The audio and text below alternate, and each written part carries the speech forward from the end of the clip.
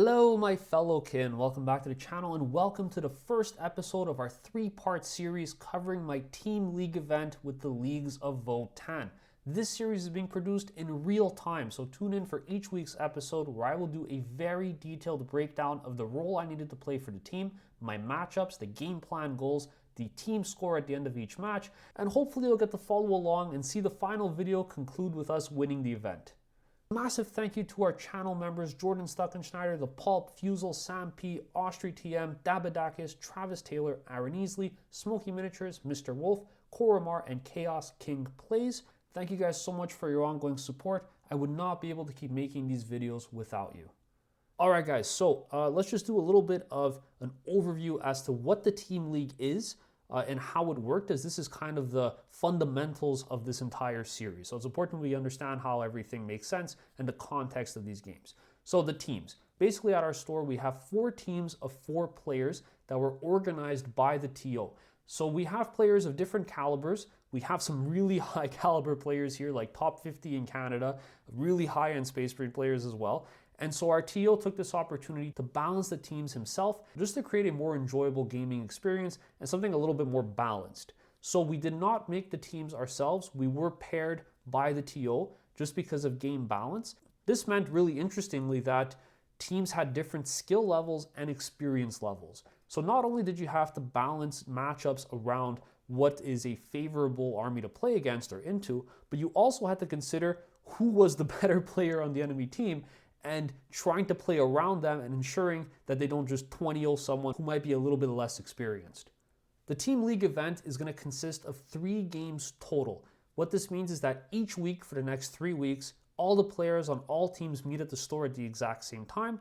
They determine their matchups and pairings, play a single game, log the scores, and then they repeat that for the next 2 weeks. At the end of the final 3rd week, we'll add up the scores of the teams and see who's the winner. Now, for a little bit more of a general context for people who have never heard of team events before in 40K, because this, for myself, is my first team experience. I have a real team event coming up in March of 2025 this year, so I thought this would be a good opportunity to break it down a little bit here. Basically, team events in 40K consist of having a roster of 5 or 8 players, usually when you go play competitively, that make up your team. So these are people that you form a team with going into the event, and there are a couple things you need to consider and keep in mind. So the first one is that there's a unique army faction rule per team. So that means you can't double stack the same factions inside of your roster of teams. So you can't have 2 players that play Space Marines, for example, even if they're different attachments. You can't have 2 people playing Votann, doesn't matter. You need to have 1 person representing each faction. And this makes a little bit more of an interesting and dynamic matchup and pairing system, and just adds a little bit more diversity and creativity when it comes to your strategic planning of matches. Now for our Team League event, because this was organized by the TO and balance was at the forefront of how we designed the teams, he really just, we didn't really enforce the unique army faction rule per team because not everybody had access to multiple armies to play with. And so in an effort to just keep things as balanced and controlled as possible, we allowed people to bring multiples of the same army faction into their team. Wasn't too frequent, wasn't too much of a big deal, I think. I think there might only be 1 team that has like 2 Space Marine players or something like that. So it wasn't a big deal or anything too breaking. I think we all were okay with this change. Now, another fundamental for how teams work is that there's kind of like this really interesting minigame that happens at the very beginning before you actually do your matchups for the day and do your pairings. You basically get to play a game and strategically plan some of your matchups because you do actually get some kind of agency in terms of who is playing against what when compared to doing a singles event where you're just randomly assigned a matchup. Here for teams, there's actually some planning that goes into determining, and you have the control to sort of decide who's going to be playing against what. And we'll look at a real example of that in a moment when we talk about the pairings for our team at day 1 of this event. The next thing that's really important to understand is that we're fighting for points for the team.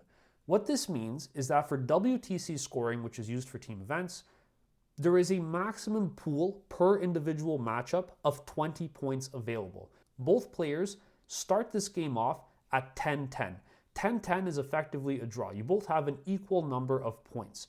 For effectively every bracket of 0 to 5 points you exceed over your opponent, pulls a point from them and adds it on to you.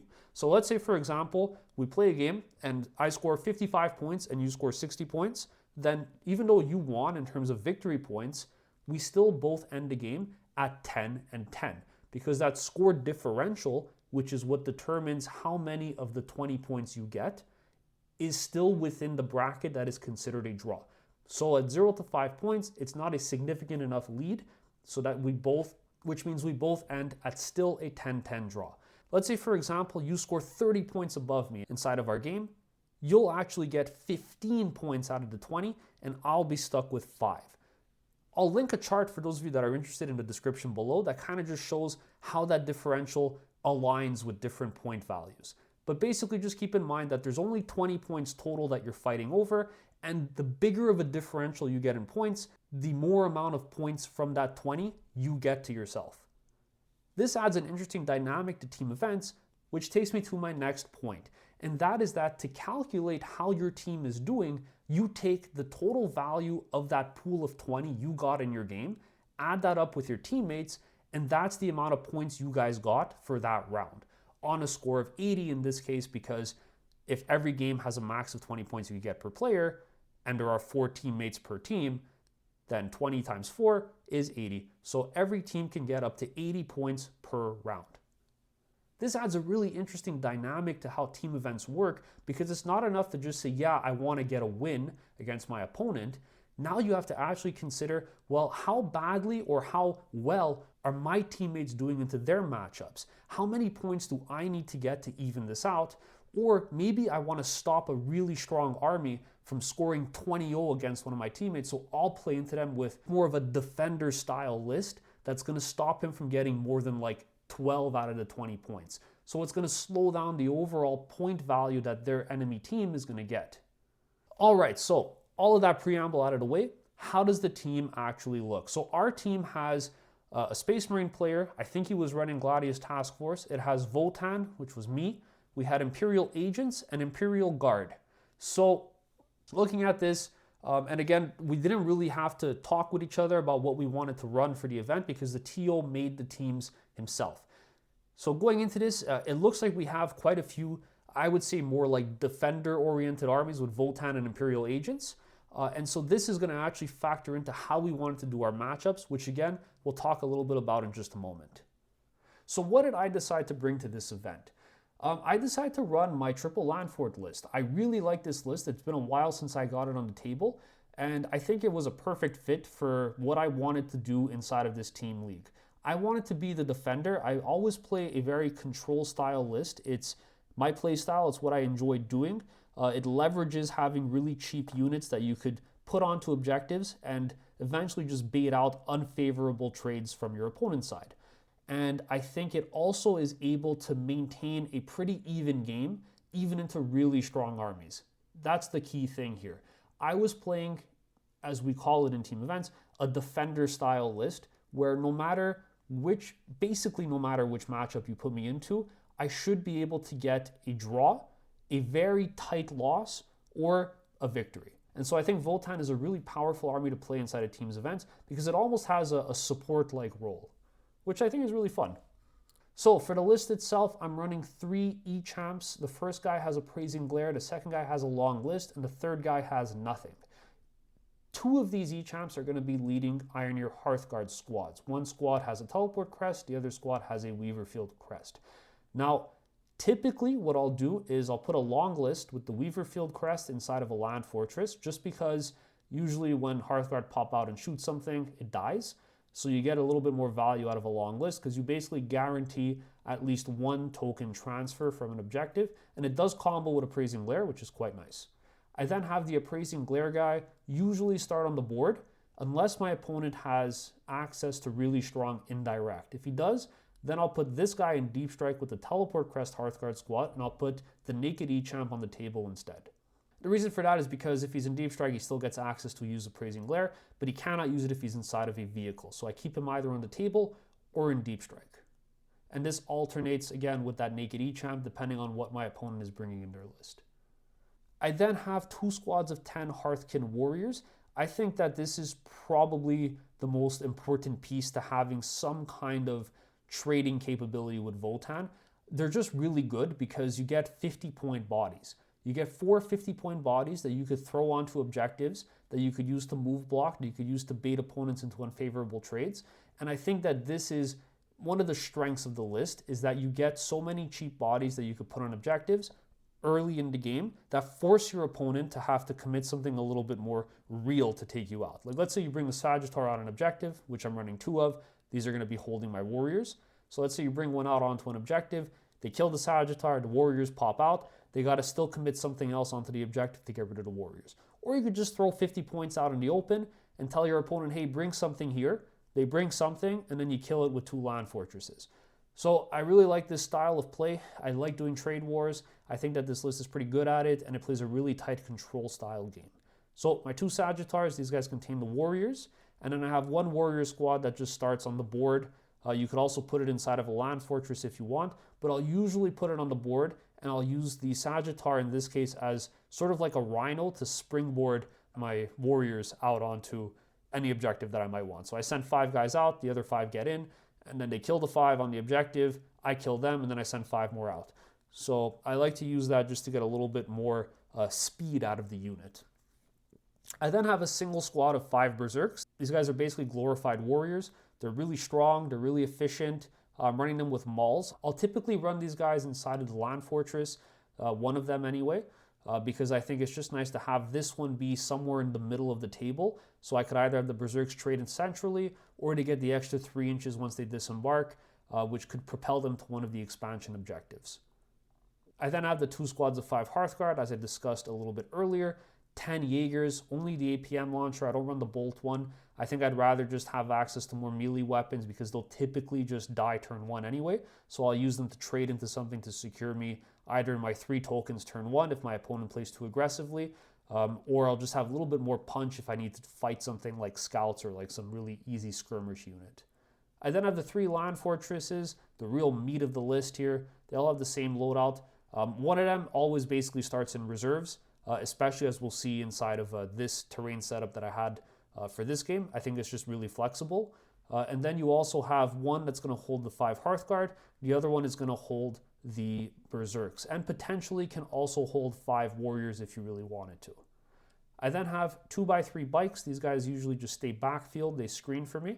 And then after, towards the end of the game, once my opponent runs out of things in his backfield to screen, they pop up, and if there's an opening, they go back down, score me something behind enemy lines or engage on all fronts, and then they'll be able to threaten my opponent's home objective, which, again, as we'll see in just a moment, can be very powerful. So that's the list. I think it's really strong. I really like it a lot. I have not yet ever felt, even when I lose games with this, that the losses were completely out of my control. And I think it's a really cool list and super fun to play. And so far, it seems to be really good in teams as well. All right, finally, let's talk about the pairings. Let's do the matchup. So we get there for game 1, and we're paired into the enemy team that contains Blood Angels, Thousand Suns, Tyranids, and Orcs. Now, the Blood Angels player and Thousand Suns player are both very strong opponents with very strong lists. And this was our biggest concern in terms of the matchups, because we knew that these were the strongest potentials to get a 20-0 on their team. So I felt like, as my role for Votann, these were the 2 matchups that I needed to play into, because I was concerned that if they had a favorable matchup, like Blood Angels are really good, they're really scary, like even into Votann, I think I would struggle to maintain a close game here, but I knew I wouldn't get tabled into them, and I also felt that there was a high risk, depending on which matchup they got into, just by like the nature of the army, that they could easily 20-0 the opponent on our team. So these were the 2 that we were really scared of, I think, in terms of just controlling how many points they would get. Then they had Tyranids that had a more of a monster-heavy list. So for this one, I felt like just instinctively it'd be really good to play the Imperial Agent player or the Guard player into this matchup, because they'd be able to board control and really slow them down by move blocking them, especially if they got something that was like heavy terrain where they wouldn't be able to shoot over the top of it for the monsters. So if we were able to get this matchup, I thought that we'd be in a really good spot to just control the pacing and the tempo of the Tyranid player and potentially just get like a 20-0 victory by slowing them down and move blocking. Then for Orcs, Orcs are a bit of a wild card. They're quite powerful right now. I didn't really know what to expect out of this matchup. So I thought I would still be okay to maintain a tie if I got into them, potentially get a small victory because Votann are pretty good into Orcs depending what they were running. I think this was the new tactical detachment, which has, I've heard, pretty good shooting. So this one was a little bit more of a concern for me. The two big ones that I felt were going to be a struggle if I played into them were Blood Angels, just because of the speed and like the strength, the ability to punch up. It's really hard to move block them. It's really hard to just out-trade them because of how efficient they are. And then, of course, Orcs was scary as well because it's Orcs and they're pretty good right now, and I didn't have any experience into the new detachment. All right, so the pairings. We get there to the table, and how this basically works is Team A, Team B. I'll give you a really quick example. Team A puts down a card face down on the table. Both teams have a card that represents each one of the armies that are in their roster. So Team A puts a card down. I put it in yellow over here, Thousand Suns. They put it face down. We don't know what that card is. We take a card from our team, put it face down on the table as well. For us, it was Imperial Agents. Both teams flip it over. Team A had Thousand Suns. Team B had Imperial Agents. Team A then picks two cards from their roster, puts it down on the table. These are the two potential matchups that will play into Team B's Imperial Agents. Team B looks at Team A's card of Thousand Suns, and they themselves then get to pick two cards and from their roster, put it down on the table, and these are potentially the two matchups that the Thousand Suns player will get to choose between. That's exactly what happened here. So Team A put Thousand Suns face down, we put Imperial Agents face down, flip the cards over, these are the two options. They then get to pick two of their armies to potentially play into Imperial Agents, and we pick two armies to play into Thousand Suns. Team A, Thousand Suns, will then choose between Space Marines or Votann in terms of which army they want to fight, and Imperial Agents, our team, will choose between Tyranids and Orcs, the two cards that Team A put down, in terms of which one we want to fight. Pretty simple. So, thought process. As soon as we saw Thousand Suns, we knew that we had to put one of our stronger armies into them, just to help reduce the chance of snowballing, because it is an army that could really pop off and secure a 20-0. So I decided to put myself down, and then our experienced Space Marine player put Space Marines down as well as a counter pick. So whatever the Thousand Suns player picked, he had to choose between Votann and Space Marines. The Thousand Suns player ended up picking Votann here, so he picked me, and he chose light terrain. I wasn't sure why he picked light terrain at the start, but I found out real soon as to why that choice was made, and we'll talk about it in just a second.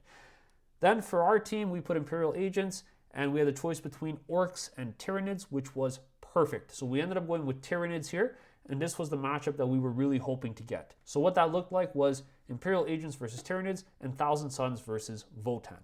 Because we only had 4 players in each team, we couldn't do this process again because we would just run out of cards. So we ended up just doing the leftovers, which meant that whoever was left over would fight each other. So Orcs would fight Space Marines, and then Blood Angels would fight Imperial Guard. Just like this. So overall matchups, Blood Angels versus Imperial Guard, Thousand Suns versus Votann, Tyranids versus Imperial Agents, and then Orcs versus Space Marines. All right, so let's talk about my game into Thousand Suns. A couple really important things happen here. So because we're only doing one matchup per video, I think I'm going to just spend more time talking about the game in a little bit more detail and see like how everything progressed and what my game plan was, my thought process, things like that. So this is the deployment. I wanted to roll off to choose deployment, who goes first or second. I made my opponent go first because he had no infiltrators. Basically on his side, he played pretty defensively for deployment. He had some cultists that were up here with access to scout, more cultists over here with scout. He had 3 birds on the discs. I forget what they're called. He had 3 of them over here. The Zangors that are on discs, it's like a squad of 3.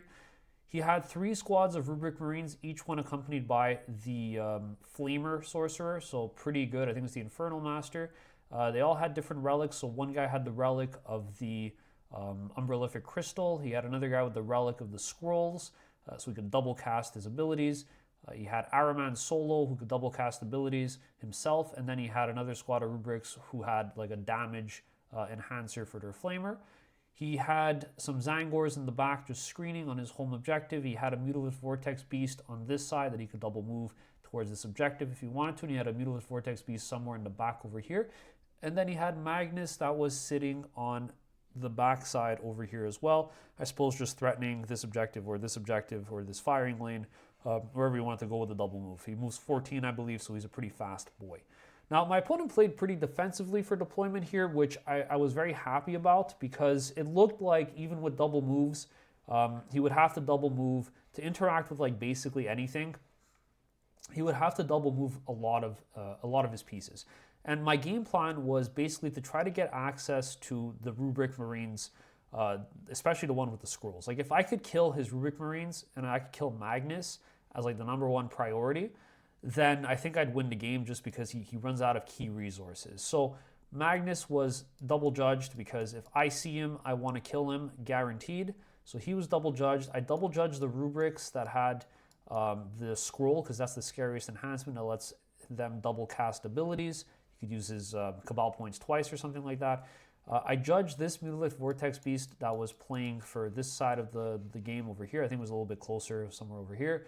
And then I judged these cultists that were over here as well. Now this is kind of like my general strategy that I like to do with this list is I judge very heavily the side of the table that is my natural expansion. And I think looking at this, you could argue which one is which. It's like terrain, so it's a little bit weird to play on.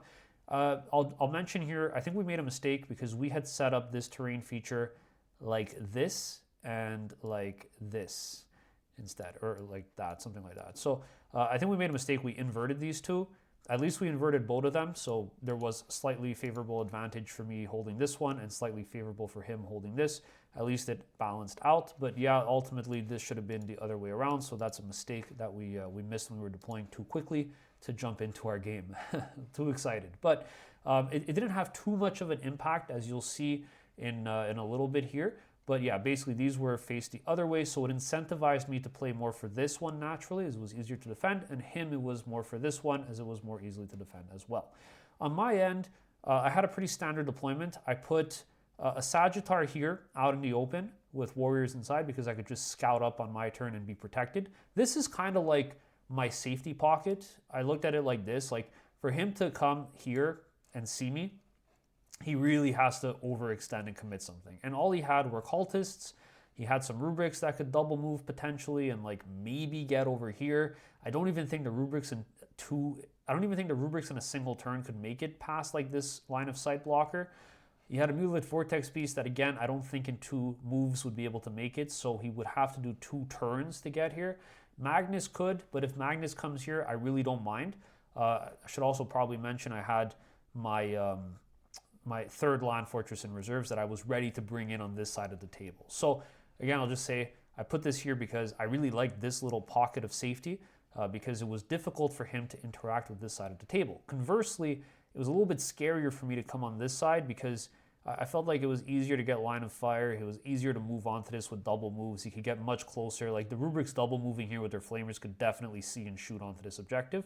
So this was a little bit scarier for me. And I wanted to play for my expansion objective on this side because it was just easier to hold.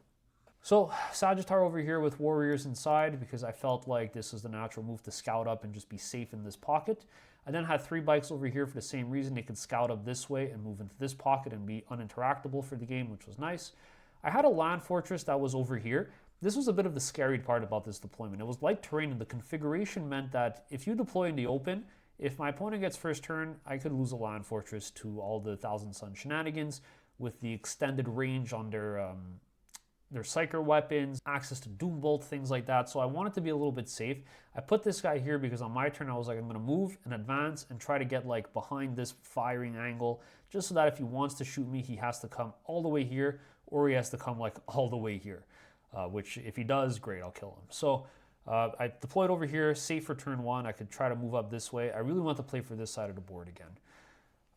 Then on this side, I had some warriors on my home objective. He had nothing in deep strike, so I wasn't too scared about screening, just for his unprolific crystal, which would pick up a unit of rubrics once per game and put it somewhere on the board. So I was aware of that. I had 3 bikes here that were going to scout back and screen for that if I had to. On this side, I had a Sagittar with warriors that was going to scout against the wall and be safe and non-interactable. And then I had 5 warriors that were lined up over here, again, safe from any firing lanes down the middle. And then I had another land fortress here that had my berserks. The plan was to move this one up and stage in the same spot the Sagittar is in, up against the wall, on my turn. So pretty aggressive deployment, I would say, for like this matchup. And I think really my plan here was it's Thousand Suns. I think if we just both don't do anything, he will win at the end of the game just for like the outscoring potential.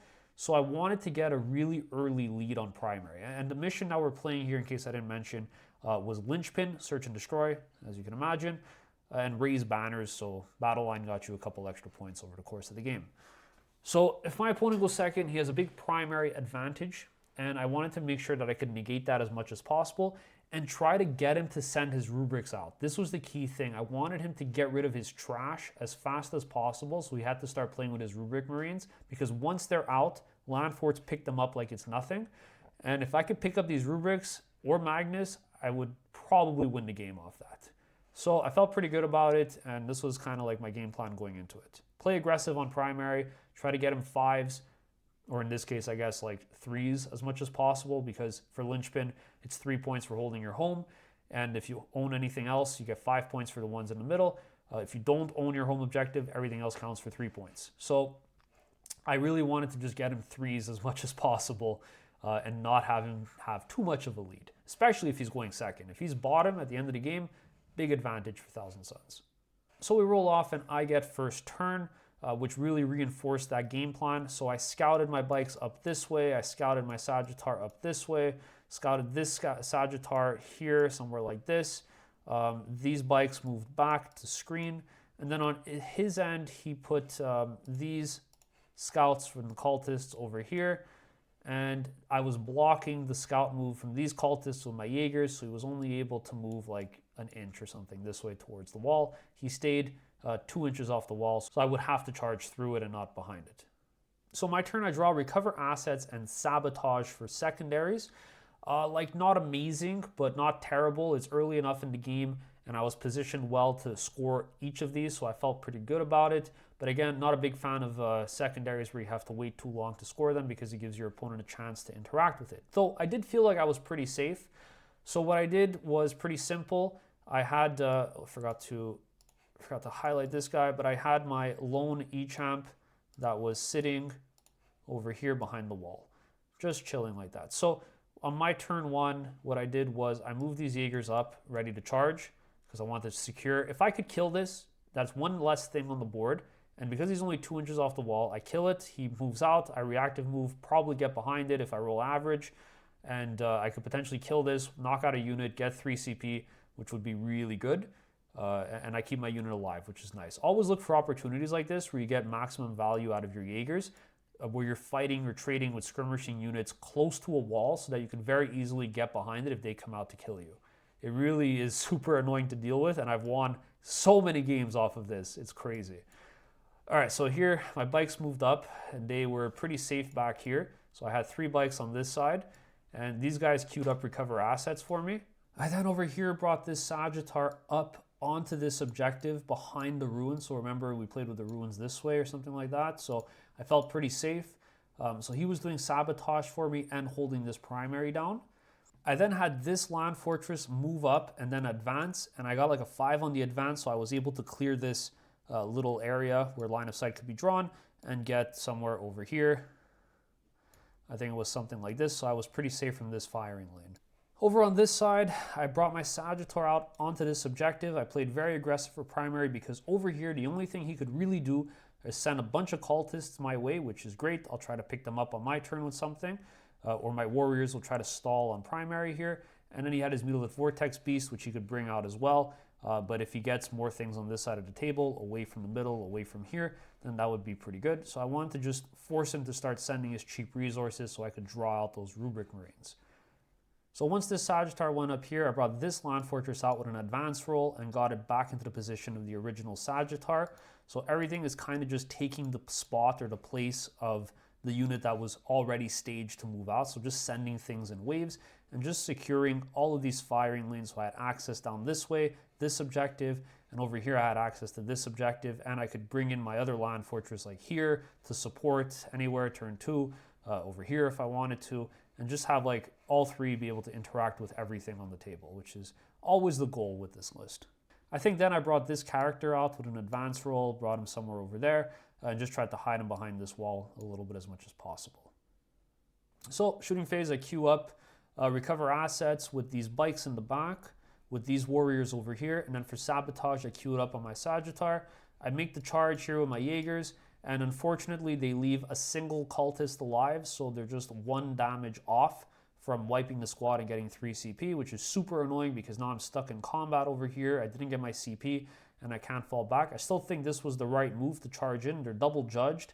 Should have been able to pick them up. I thought I would, but I kept one alive. Unfortunate, but it is what it is. And as you'll see, that's a theme of the game. So I had these guys stuck here, and now it was my opponent's turn for his turn 1. And I'm basically saying, hey, if you don't come onto these objectives or stop me, I'm going to score 13 points and get a really strong lead over you. So my opponent's turn, real quick, what's critical here, he brings out the cultist, doesn't quite make it onto the objective yet. He double moves this mutilated vortex beast and manages to just tow onto it from somewhere, I think on this side, because again, remember, it was like this to ruin, so he's able to get on it. And then block me because the mutilated vortex beast has, I think, OC4, so he's 1 OC higher than my Sagittar. And these cultists did not quite reach, so keep that in mind as it's very important. And then over here, this is where I think my opponent made a mistake. So he brought these rubrics out to flame my Jaegers that were standing over here. And then he falls back with his single cultist model and brings Magnus out for a double move. So Magnus comes out, which really surprised me because I thought he would be playing Magnus a little bit more defensively. So he brings Magnus out and then double moves him after to land him over here, basically. But critically, what this means is that that initial move, I get to do my reactive move on the Jaegers since he fell back in the sequence before moving Magnus. So I get to move my Jaegers, and they roll high enough to land back behind the wall where they started, so over here, which was really nice. This was perfect because now I didn't feel like I wasted that unit by not killing the cultist. And next turn they could try to do the same thing again. So this flamer unit comes out but didn't get to shoot anything now, so they're exposed. And Magnus came over here really aggressively. And I don't know, like, I'm sure many of you have seen Magnus, but his wings are like basically that. So they're massive. And he's able to draw a line of sight over the little ruin. So that's why my opponent picked light terrain, because I guess he knew that that's the strat with Magnus here, is you just poke over everything and just blow things up. So he went for my Sagittar. He killed my Sagittar in his shooting phase, picked it up, and that means I failed sabotage, but I got to drop my warriors out over here on this objective, so they still got to get me primary on my turn. But he did pick up the Sagittar. I don't think this was worth it. And we spoke about this after the game. I think this was a big mistake because on my turn, I got to try to interact with Magnus, and we'll see in just a moment I was able to. So over here, he's contesting me. He gets, I think he had Storm and Overwhelming. He picks up 7 points on secondaries. I'm stuck with Sabotage on my turn. I do get the 8 on primary because I'm holding this and this. And then on my turn, I basically disembark my warriors here. I draw Cleanse for my secondary. I get rid of Sabotage into Marked for Death, so this is a waste of a CP. It's a dead draw. So I get my warriors out over here. He overwatches with his Flamer, leaves 2 of them alive, which means I still own this objective, and because his cultists aren't touching it, that means I am still denying him primary on this point, and he's only going to get 3 on his turn. So already securing a really nice primary lead. So I'll just go through some of the really important things that happened here. Now, Magnus being overexposed was really good for me because on my turn now, I brought this land fortress up here, touching this objective. I was able to see his wing. I brought this land fortress that was in reserves over here. I was able to see his wing. And then this land fortress that was over here poked out from this side of the wall and was able to see his wing. So I had 3 land fortresses pointed at Magnus.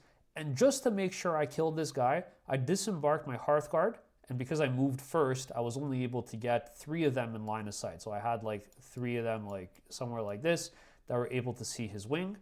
And then I brought these Jaegers out on this side of the wall again to kill this cultist and potentially grenade Magnus for some added redundancy if I needed them to.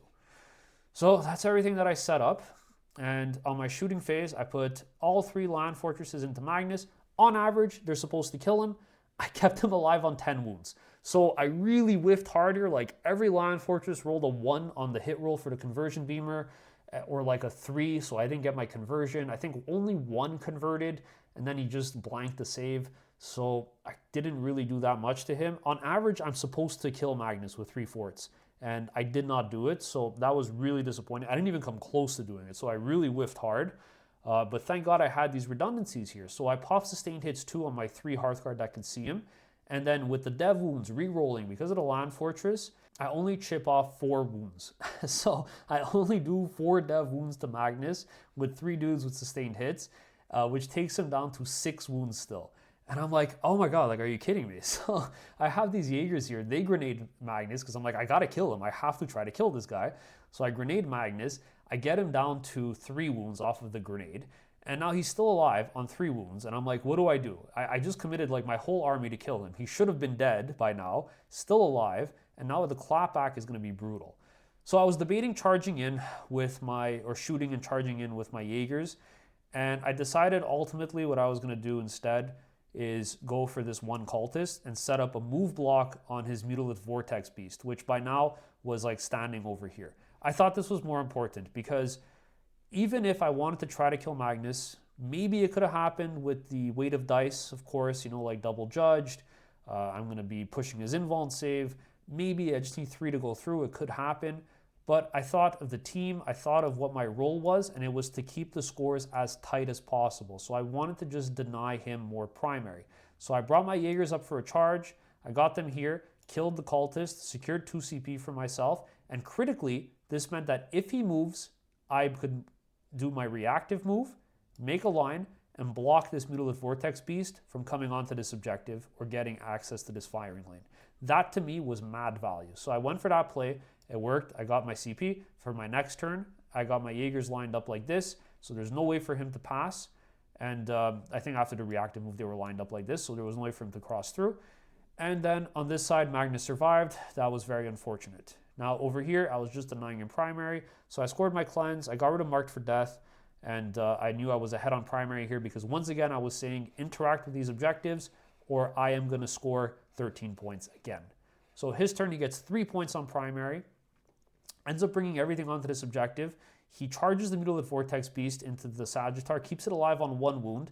My warrior survives with 1 wound again, so I have a 1 wound warrior, I have a 1 wound Sagittar alive on this objective. He still has the objective, but this is really good for me because I have more pieces alive and he's going to eventually have to start committing more resources. So I think over here he sends these birds on their disc out this way towards the middle. I overwatch with my Land Fortress, and I was saving overwatch either for Magnus or for these birds. And again, this was just a teams thing. I was like, you know what? Like, I'd much rather stop him from getting primary. So he brings the birds out. I overwatch them. I kill all the birds with overwatch because sustained hits on the Land Fortress is really good when you overwatch with them.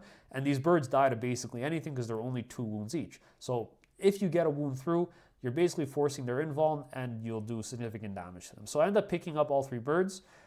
So they all die, which was fantastic. Picked up another resource for free on his turn, which is awesome.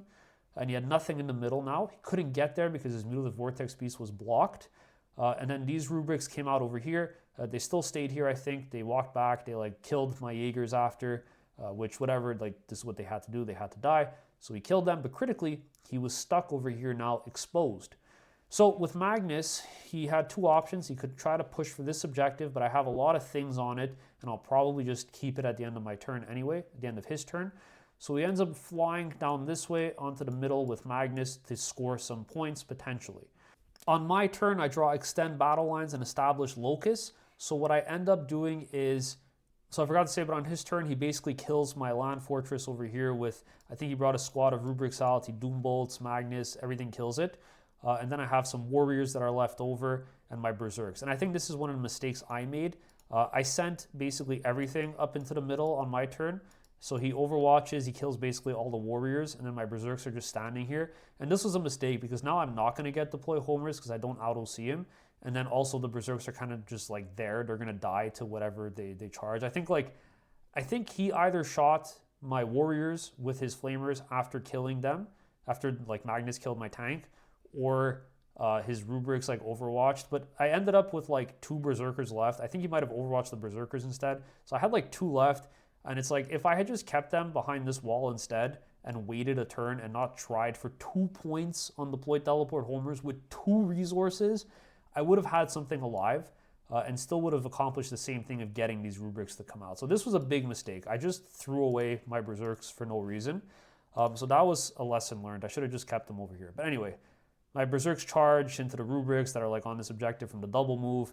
I like kill one and then they kill me in return, just punching me to death. So my berserks are just wasted and they all go away. I pick up Magnus with some shooting, residual damage from everything else, and I still have this objective.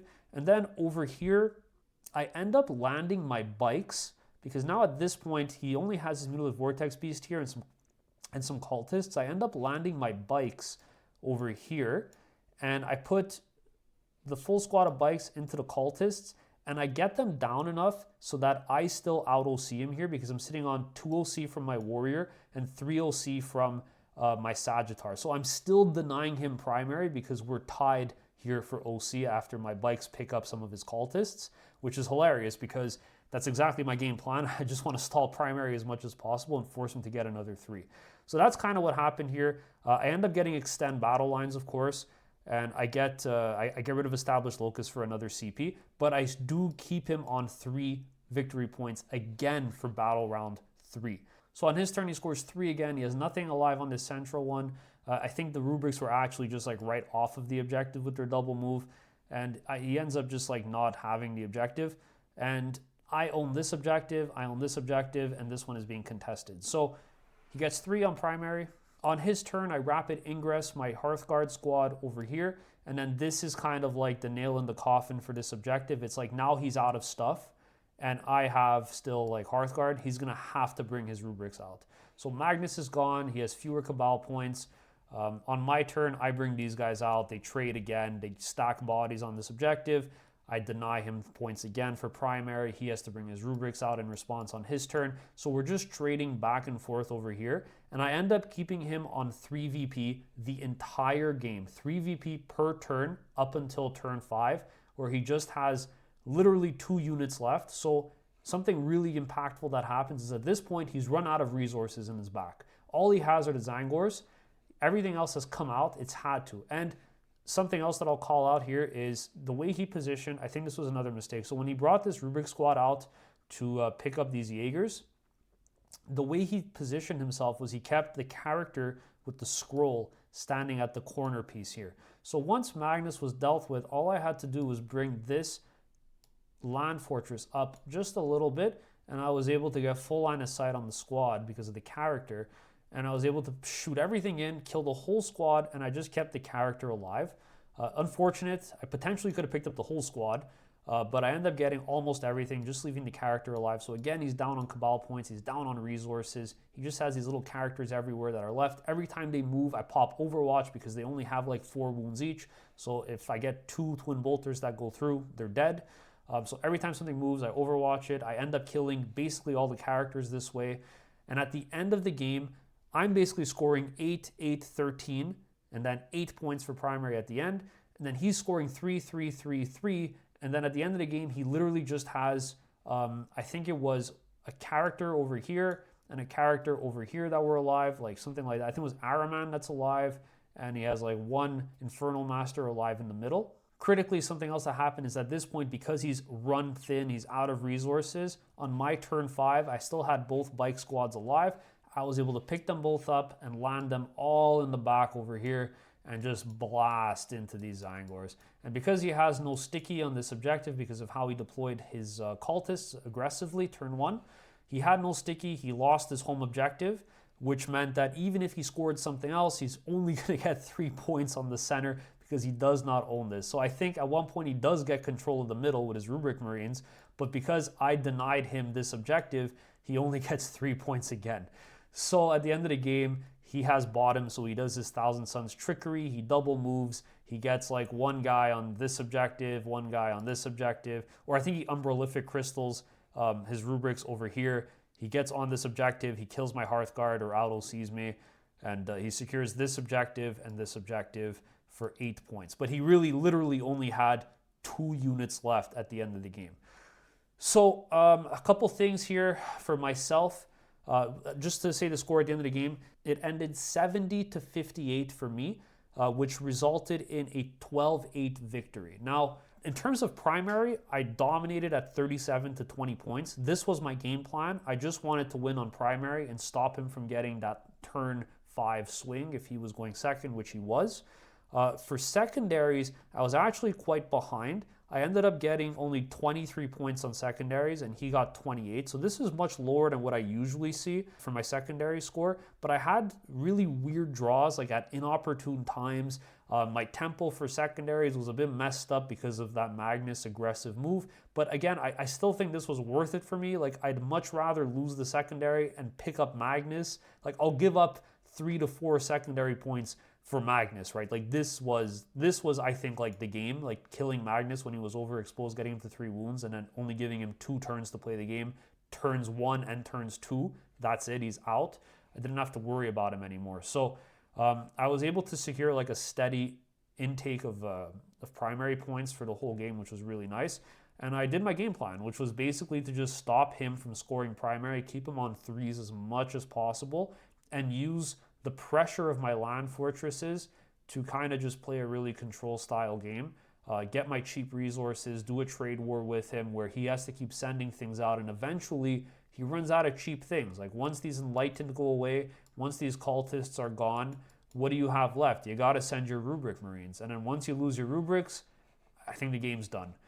So the game worked out pretty well. Final score 70-58, a 12-8 victory for Votann into Thousand Suns. So after the games were finished, we tallied up the scores and we ended up placing pretty much as anticipated. So their Blood Angels player 20-0'd our guard. This was expected. This was Blood Angels and Thousand Suns were the 2 opponents and lists that we felt had the easiest time just like steamrolling one of our armies. So I did get that matchup into Thousand Suns, which helped control the score a little bit. So I ended up winning 12-8. Guard lost 0-20 against Blood Angels, so they had a 20-0 victory there. Our Imperial Agents play into Tyranids worked out really well. We got the 20-0 there as well, so that basically canceled and balanced out. And then our Space Marine player into Orcs secured a 12-8 victory as well, which, adding that all up, put us ahead at 44-36. So my takeaways from this basically is that it's a little bit of a different game because you need to be aware of the rest of the scores your teammates are getting. Like what's the probability that somebody in your team gets 20-0'd? Or how are they doing in general? Like what is the point differential at for everybody else? And then from there you decide what your game plan is. Like obviously you want to win as much as possible, but sometimes that's not possible, right? Like you can't always win. So even if you're going to lose, or if you are going to win, how do you make sure that the win isn't just enough? Like you need to ensure that your opponent is crippled in the points. That is the main goal. So I think like looking back on my game, one of the big mistakes I made was, I think it was turn 5. I end up drawing containment and another action secondary, and I decide to just try to table my opponent. So I send my 2 squads of 3 bikes in his backfield, and I absolutely obliterate his Zangors that are sitting on the objective. So he gets 0 points for that objective, which got him reduced points because of Linchpin on his turn 5. However, because he had bottom, he just walked one of his models back onto that objective, and I was gambling on an Overwatch to stop that from happening. Because of that, he still got the same amount of points he would have had anyway if his Zangors were alive, and I would have got more points if I used my bikes to score my action secondaries instead. Had I done containment with both squads, I would have got a 6 on that instead of a 3. Had I gone for Storm Hostile instead and supported my objective that the Hearthguard were stuck on, fighting the Rubric Marines, maybe I would have been able to score that one as well. So I think I needed to play a little bit more with that perspective of how much of a differential can I get. It's not enough to just win. I think it's really important to ensure that your opponent gets as few points as possible. Yes, I ended up trying to deny points on primary, but had I thought about it for more than 30 seconds, I would have clearly seen that no matter what I do, it's a bit risky to rely on an Overwatch to stop him from getting the same amount of points, whereas it was very much possible in my control to score at least 9 more points, which would have probably pushed us to like at least a 13-7. So I think there was a lot of potential for that at the end of the game, but overall I was very happy with how it went. I tried my best to prioritize the team score overall and play into a matchup that I felt maybe some of these other armies would have struggled into. So just take the blunt of the hit against the Thousand Suns army and just try to keep things as tight as possible and edge out a slight victory. So overall, very happy with how the list performed here, and I'm very excited for next week where we take the list against another team. Alright guys, if you enjoyed this week's video, don't forget to like, subscribe, and leave a comment for me down below. This one is a little bit more of a long one. I had to allocate some time at the beginning just to kind of introduce the topic and talk a little bit about the context of the team league, team events as a whole, how they work. But for the next videos, the next two that are going to come out, it's just going to be focused on the pairing and the game. Just a quick recap. Let me know if you preferred this longer format, if you want something a little bit shorter for the game recap itself. Another big thank you, of course, to our channel members, and a shout out to our Discord server, which you could join free of charge by following the link down in the description below. And of course, the Card Brawlers, our channel sponsor. If you're interested in checking out their inventory for some incredibly priced Warhammer 40k products, great inventory as well, please use my affiliate link down in the description below. Thanks so much for watching, and I'll catch you all in the next one.